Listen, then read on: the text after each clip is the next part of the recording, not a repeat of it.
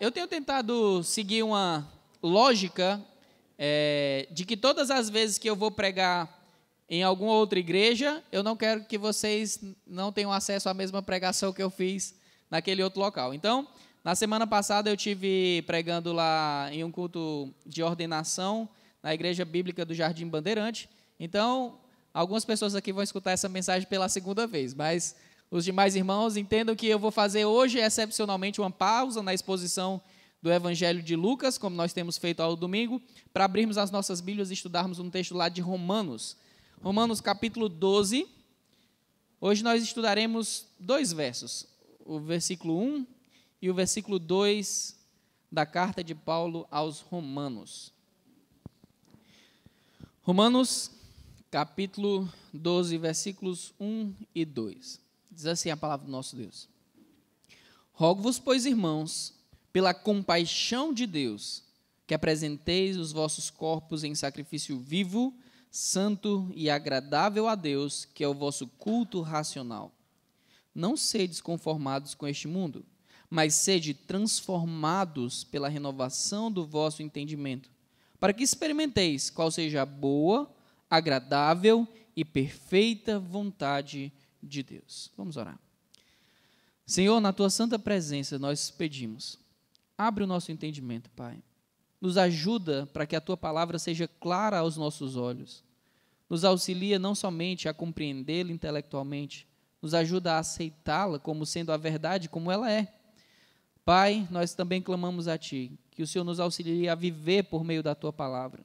Que aquilo que nós aprendermos hoje aqui não entre por um ouvido e saia por outro, mas que seja algo que verdadeiramente traga transformação para a nossa mente, coração e ações. Clamamos confiando em Ti. Em nome de Jesus, amém. Podeis sentar.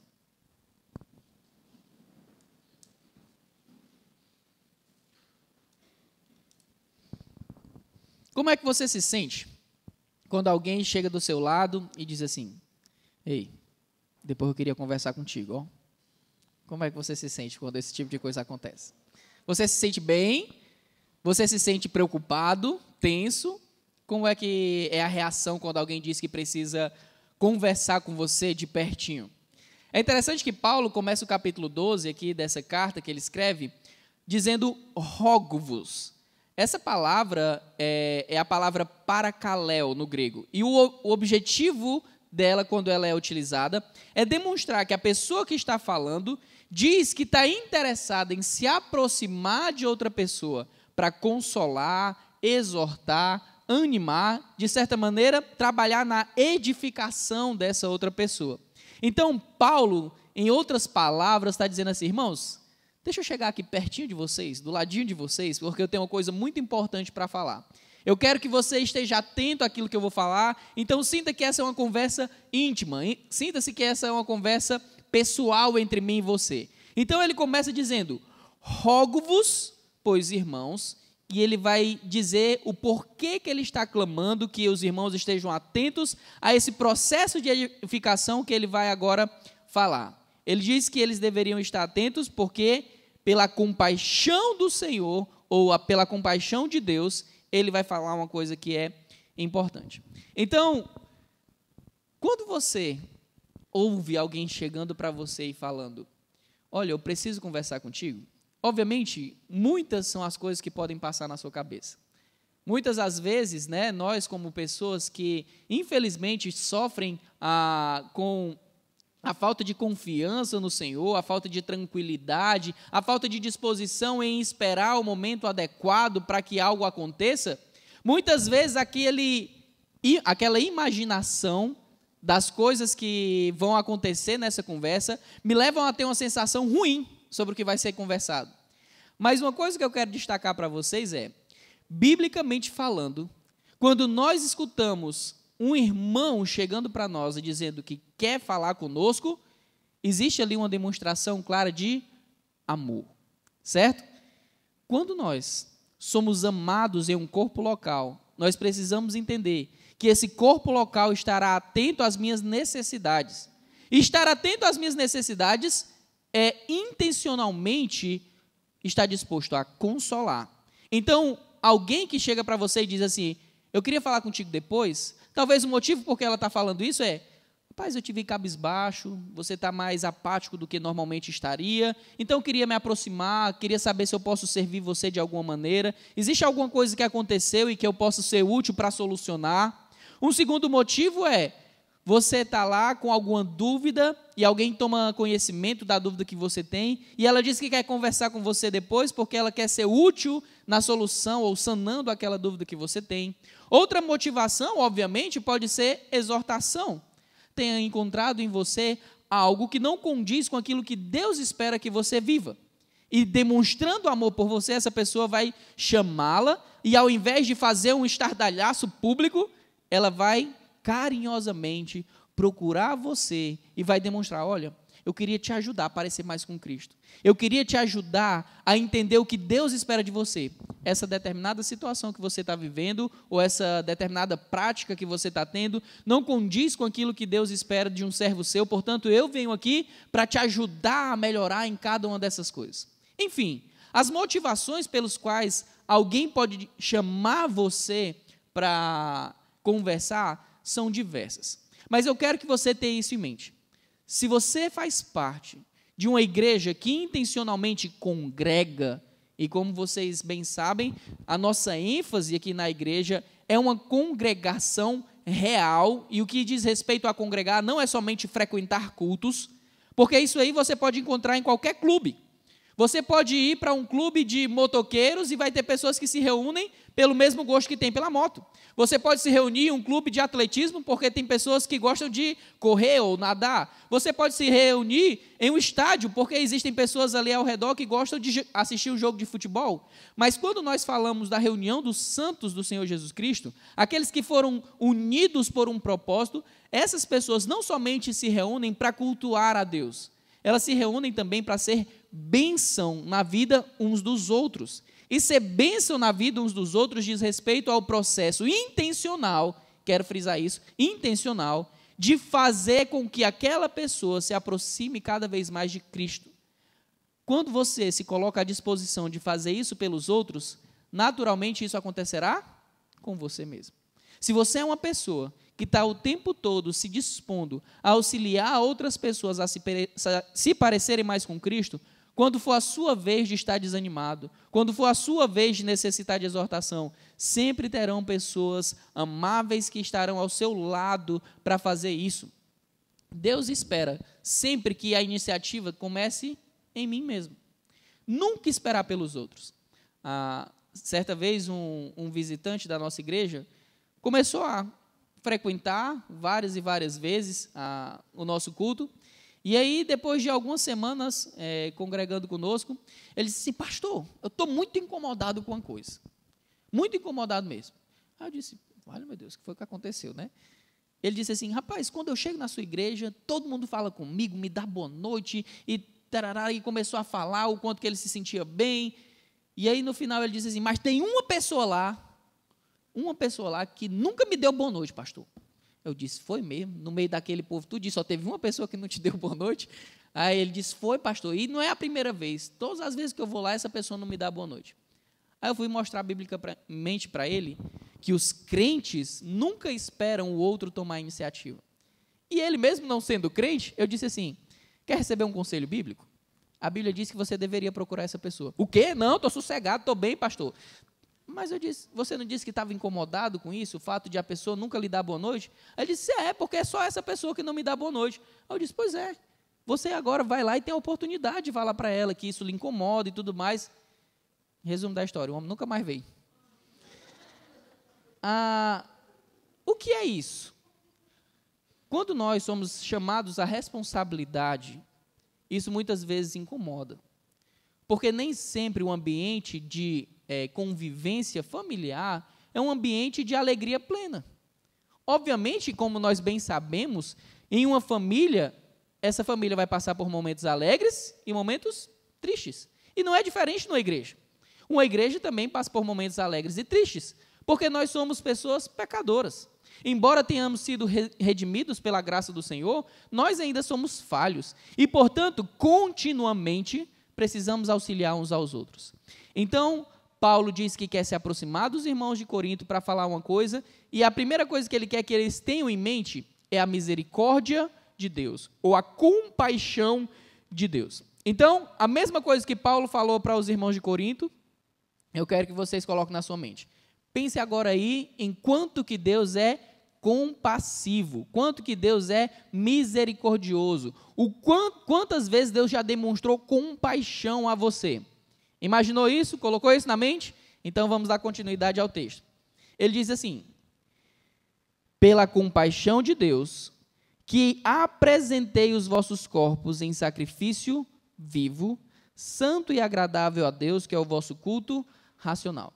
Então, Paulo diz: irmãos, deixa eu dar um conselho próximo a vocês. Eu quero que você lembre da misericórdia de Deus. Eu quero que você lembre da compaixão de Deus. E baseado no que Deus fez por você, eu quero que você entenda que a sua vida deve ser uma vida de sacrifício para o Senhor. Isso que você fará é a demonstração que o seu culto é um culto racional, um culto que não dura somente algumas horas no domingo, mas é um culto diário ao Senhor. E Paulo está retomando aqui um argumento que ele usa na mesma carta, só que no capítulo 6. Então, por favor, quero convidar vocês a abrirem suas Bíblias no capítulo 6 de Romanos.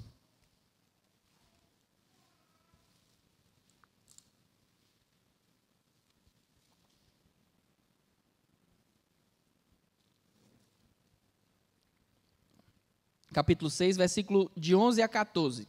Olha o que Paulo fala para os mesmos irmãos. Assim também vós, considerai-vos certamente mortos para o pecado, mas vivos para Deus em Cristo Jesus nosso Senhor. Não reine, portanto, o pecado no vosso corpo mortal, para lhe obedecerdes em suas concupiscências, ou nos seus desejos, né? Nem tampouco apresentei os vossos membros ao pecado por instrumentos de iniquidade, mas apresentai-vos a Deus como vivos dentre os mortos, e os vossos membros a Deus como instrumentos de justiça, porque o pecado não terá domínio sobre vós, pois não estáis mais debaixo da lei, mas debaixo da graça. Paulo já tinha instruído aos irmãos da igreja de Corinto que quando nós somos libertos da escravidão do pecado, nós, ainda que possamos pecar, não vivemos mais na prática do pecado. O crente que vive uma vida de pecado, ele tem que repensar se verdadeiramente é crente. Porque Deus nos libertou para que nós possamos viver não mais para a nossa própria vontade, como Paulo fala aqui, viver para a nossa concupiscência ou para o nosso desejo, mas agora eu devo utilizar os membros do meu corpo, eu devo usar a minha própria vida para servir aquele que me libertou do pecado. E é uma confusão que existe muito grande nas pessoas que se dizem crentes, mas não compreenderam verdadeiramente o Evangelho. Quando Paulo escreve aos Romanos, no capítulo 10, deixa marcado aí no capítulo 12, volta só um pouquinho no capítulo 10.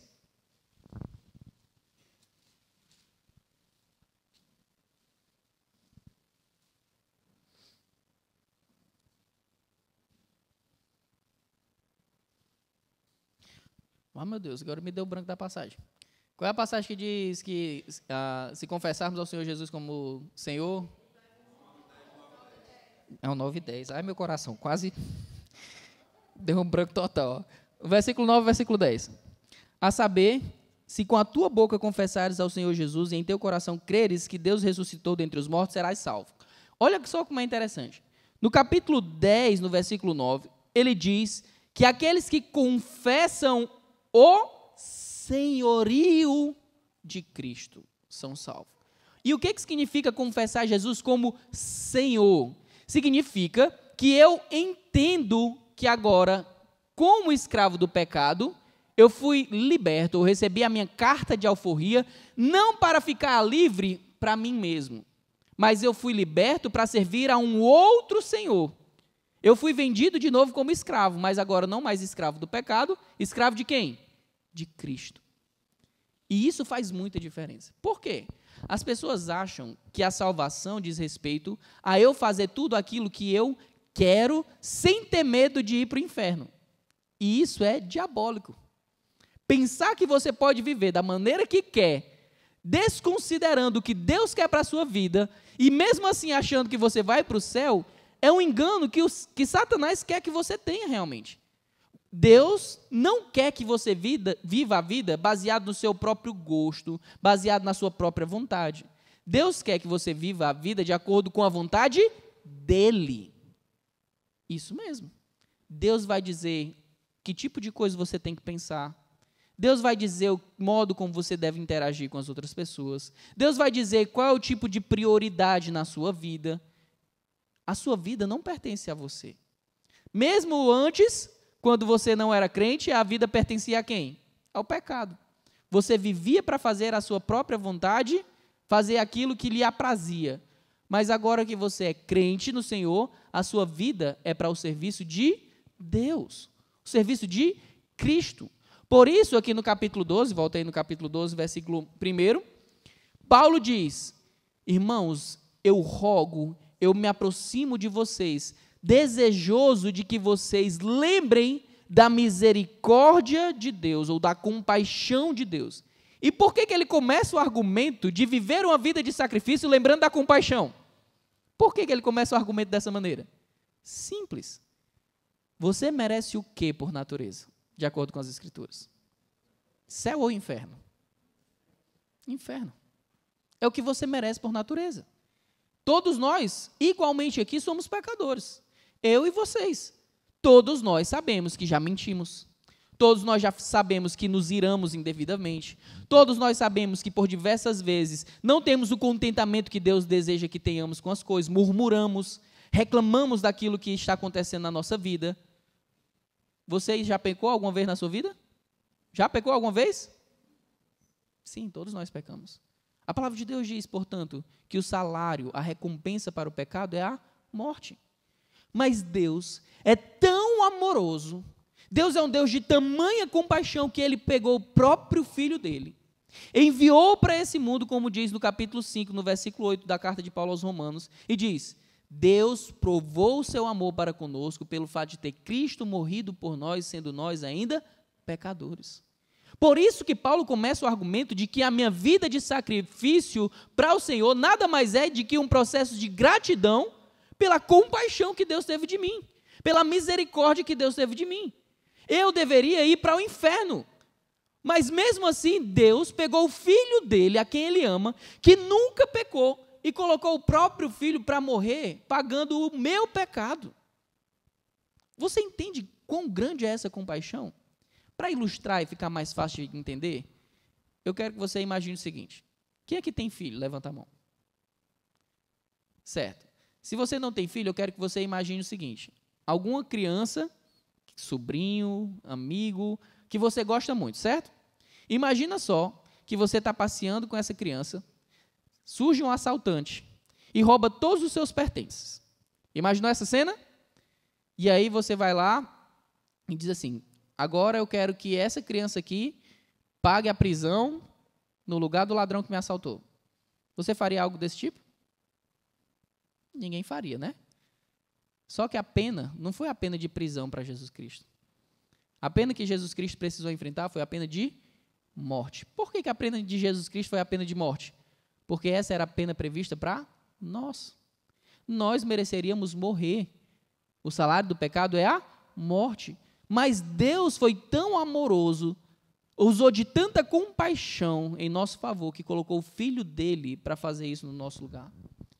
Você consegue se imaginar fazendo a mesma coisa? Colocando seu filho, seu sobrinho, alguém querido para você, para pagar o preço de alguém que fez o que era errado? Com certeza não, mas foi isso que Deus fez por nós.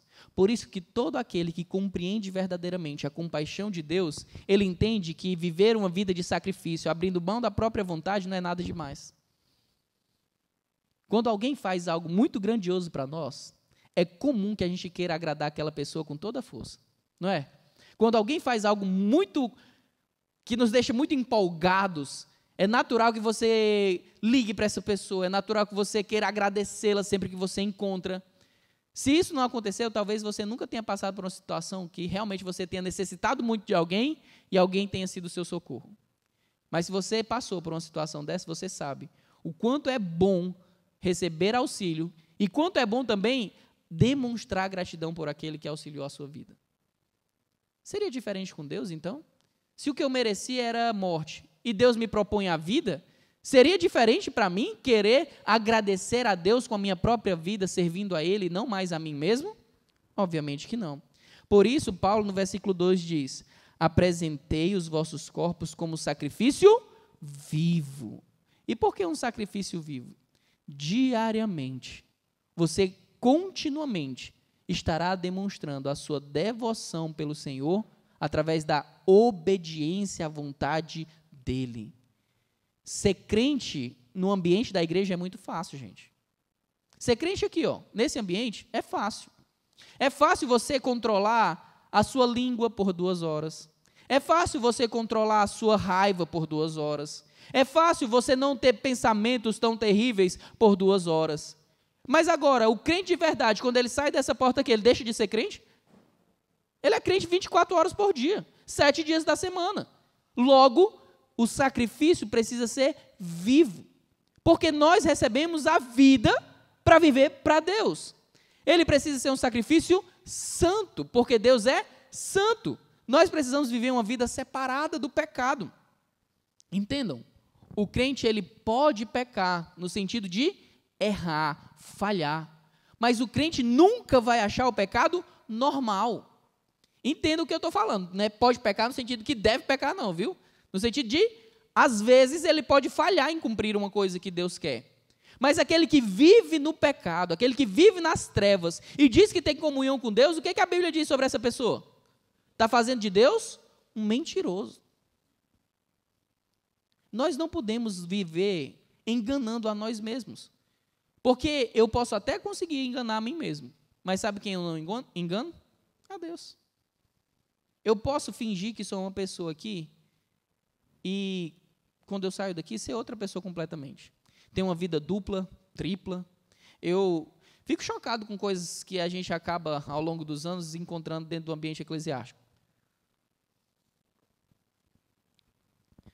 Certa vez, eu conheci, infelizmente, a história de um homem que há décadas estava dentro da igreja e, de repente, para minha surpresa, aquele homem tinha mais de uma família. Décadas. Eu não estou falando de alguns meses, eu não estou falando de semanas. Décadas. Vivendo com 2 famílias diferentes. E aí? Que tipo de crente é esse? É o descrente. Ele estava há décadas dentro da igreja, mas ele não é crente de fato.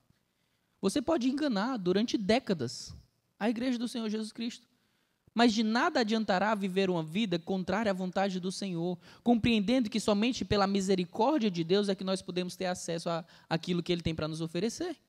De nada adianta eu viver satisfazendo os meus desejos, ignorando que a minha vida não deve ser para mim mesmo, mas sim para a glória de Deus. Portanto, eu devo apresentar o meu corpo como um sacrifício vivo. E por que eu estou vivo? Porque Deus foi quem me vivificou. Paulo, quando escreve aos Efésios, ele diz: vós que estáveis mortos nos vossos delitos e pecados, agora são vivificados no Senhor. Eu e você, antes da conversão, estávamos mortos espiritualmente. A partir do momento que somos salvos pelo Senhor, passamos a ser vivos. Agora, vivos para quê?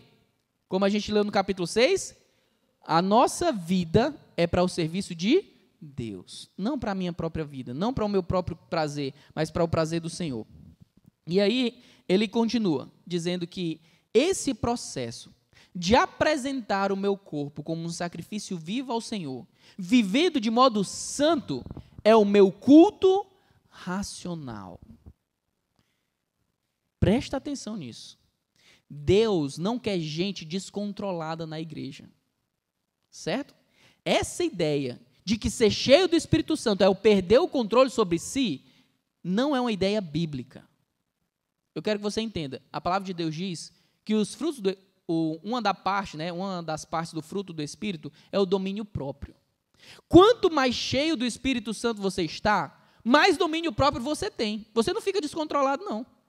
Certo? Então, o que Paulo está dizendo é, alguém que ama a Deus, alguém que entende a misericórdia de Deus, alguém que vive para Deus, apresenta um culto racional ao Senhor por meio da obediência a Deus. Então, o que Paulo está chamando a igreja para si, chamando a igreja para incentivá-los é: irmãos, entendam que o culto de vocês é um culto diário, é um culto da sua vida para o Senhor. Não é um sacrifício só no domingo, não é um sacrifício só na quarta-feira. O sacrifício para o Senhor, em relação aos cultos que você tem que apresentar a Ele, é diário. Diariamente você tem que se entregar sacrificialmente ao Senhor. Se você é crente, e verdadeiramente crente, você sabe que por diversas vezes a luta entre a carne e o espírito é muito grande. Vão surgir situações em que você quer fazer algo, mas você sabe que aquilo que você quer fazer não é o que Deus quer que você faça. E vai começar um conflito enorme. O que é falado lá em Gálatas? Quem é que vai ganhar a disputa? A carne ou o espírito? Quem tiver melhor alimentado, né? Se você andar em espírito, você vai conseguir ter vitória. Se você viver uma vida de sacrifício para o Senhor, você vai conseguir ter vitória. Agora, se você não alimenta seu espírito, se você acha que pode se alimentar uma vez na semana e isso é suficiente, dificilmente você vai viver uma vida de sacrifício ao Senhor em santidade. E é interessante isso, né?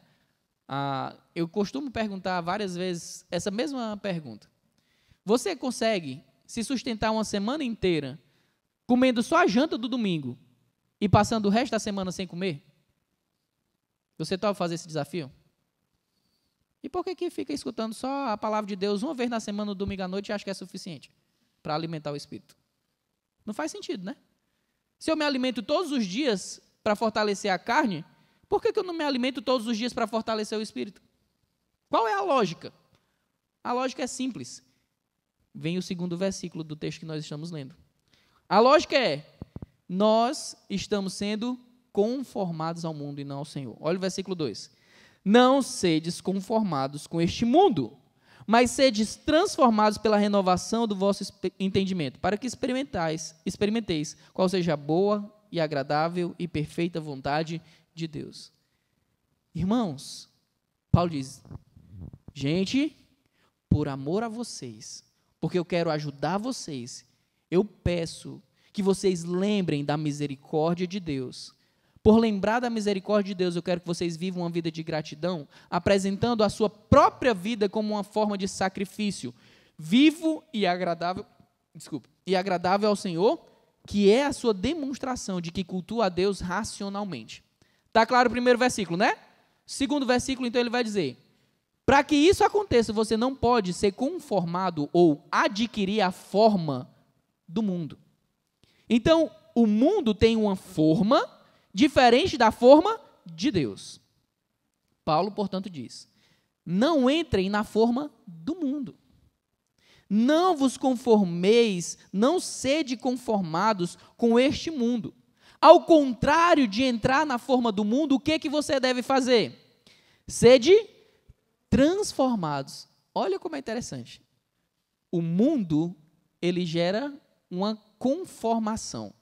As pessoas vão se acomodando à cultura ao seu redor. Não é isso que a gente vê? Ao nosso redor, o mundo é baseado não uma crença de que isso é assim e é isso que eu devo fazer até o final da minha vida. O mundo se baseia na tendência. Aquilo que era tendência há 20 anos atrás não é mais tendência hoje. E não vai ser mais tendência nos próximos 20 anos. Porque eles não têm uma forma fixa. Eles não têm uma forma única. Na verdade, eles dançam conforme a música. O crente tem uma forma única? Em certo sentido, sim. Que sentido é esse? A Bíblia. Por isso que Paulo vai dizer: sede não conformados, mas transformados. Porque a forma que você usava era do mundo, mas agora você tem que ser transformado pela renovação do vosso entendimento. Como é que isso é possível? Como é que isso é possível? Como é que eu obedeço aqui o que Paulo está falando? O que Deus está instruindo por meio de Paulo? Irmãos, eu preciso entender que existem modos diferentes de pensar. O mundo vai pensar de um modo, de 2 modos, de 3 modos, de 10 modos. Mas Deus vai estabelecer o modo correto.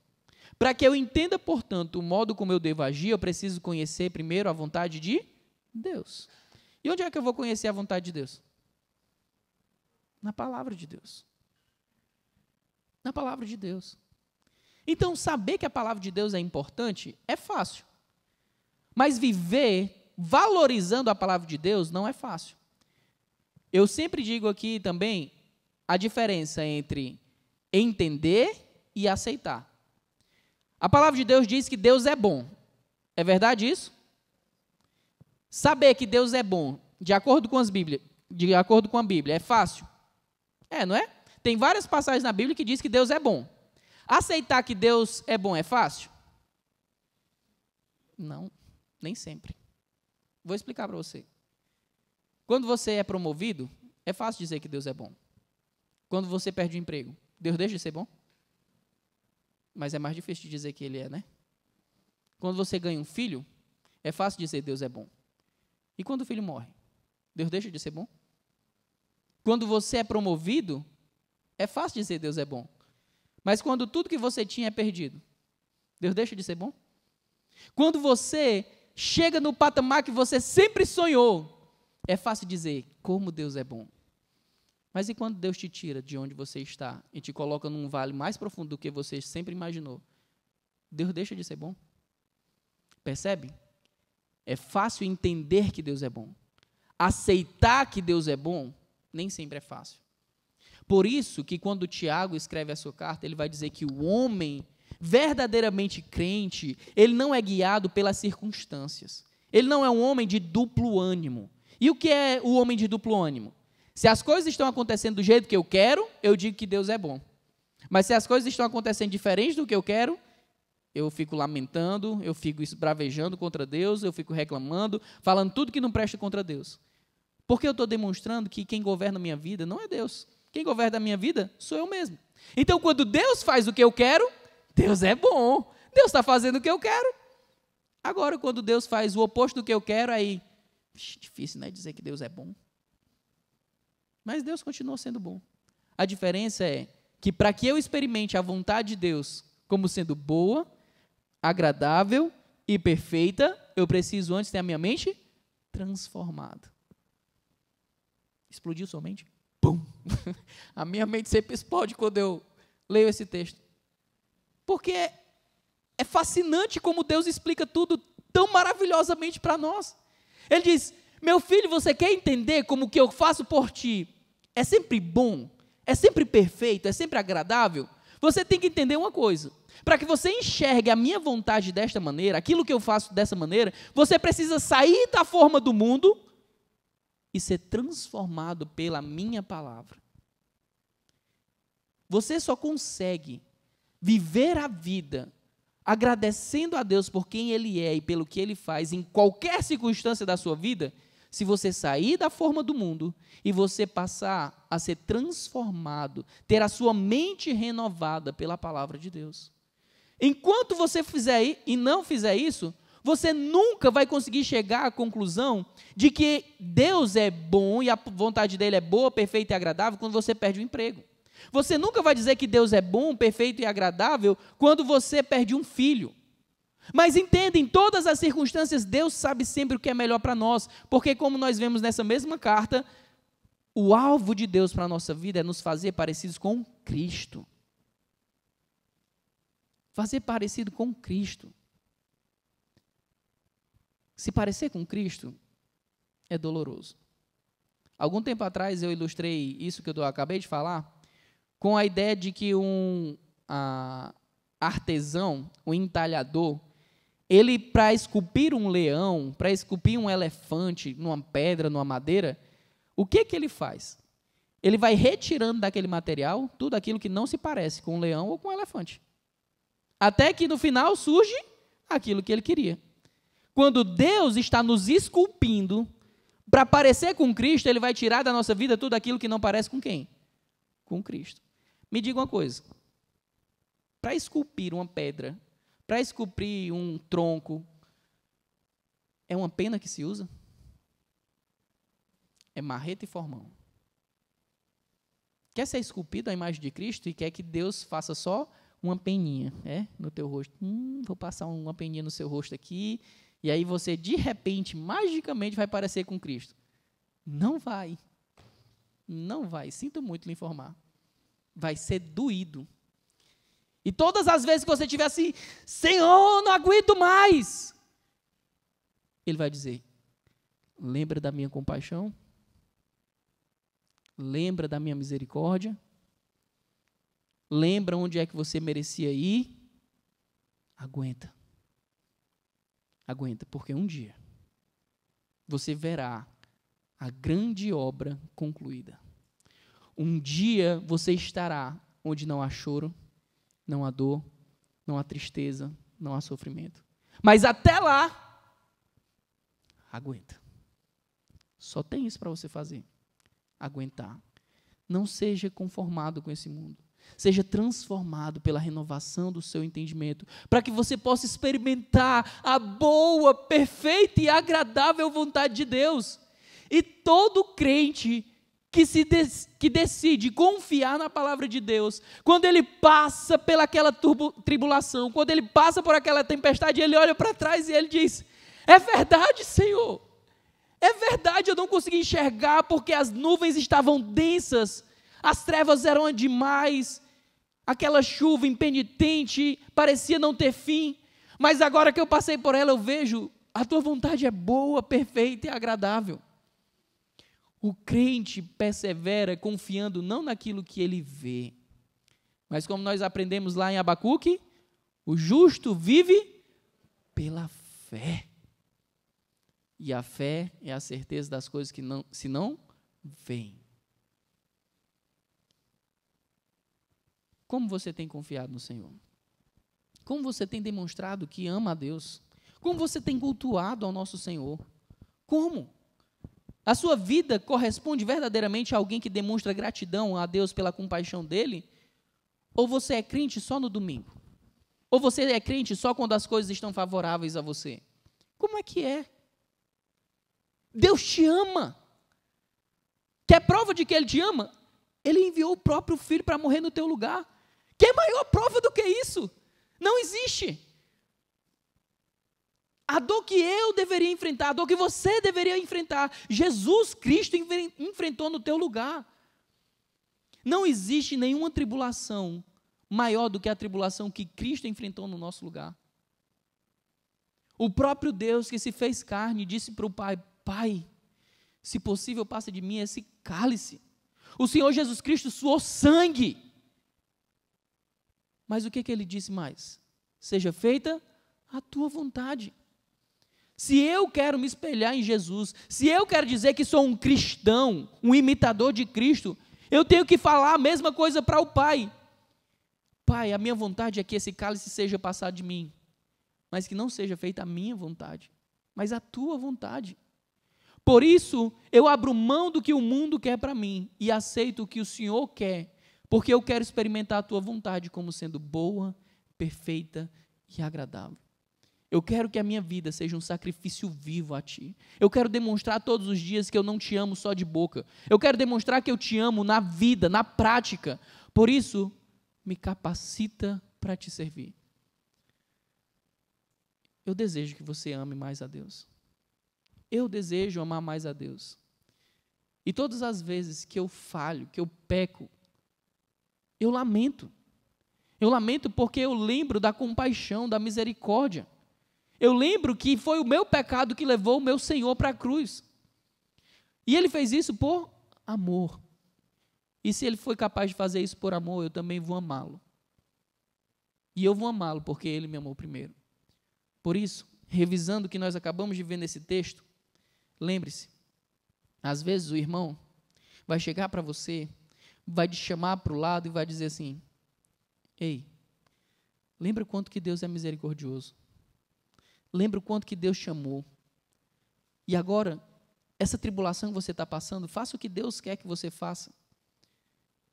Lembra, apresente o seu corpo como um sacrifício vivo a Ele. Não pode ser qualquer tipo de sacrifício. Um sacrifício vivo, santo, que Ele se agrada. Lembre-se que para que você consiga fazer isso, você precisa sair da forma do mundo e adquirir a forma, ser transformado de acordo com o que Ele quer. Você tem o desejo de fazer isso? Você quer viver uma vida de sacrifício para o Senhor? Hoje, eu queria convidar você que compreendeu que precisa ser transformado. Eu quero convidar todos aqueles que querem entregar a sua vida ao Senhor Jesus Cristo, que verdadeiramente o façam. Não deixem para outro dia. Se arrependam dos seus pecados. Confiem no Senhor Jesus. Entreguem a sua vida para Ele.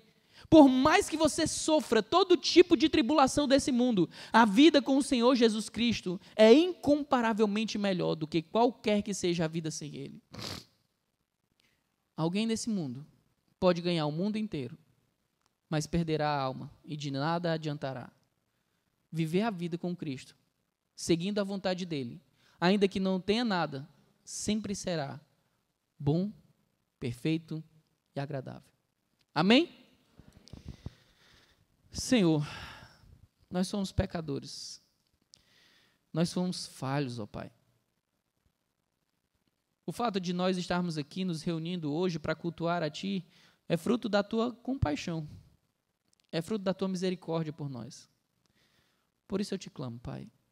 Nos ajuda a apresentarmos diariamente um culto racional, demonstrado através de uma vida de sacrifício a Ti. Um sacrifício vivo, santo e agradável a Ti.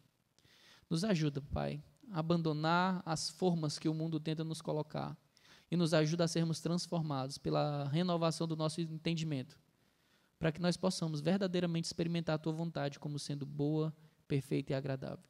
É o que te pedimos e confiamos que o Senhor fará em nós. Em nome de Jesus, amém.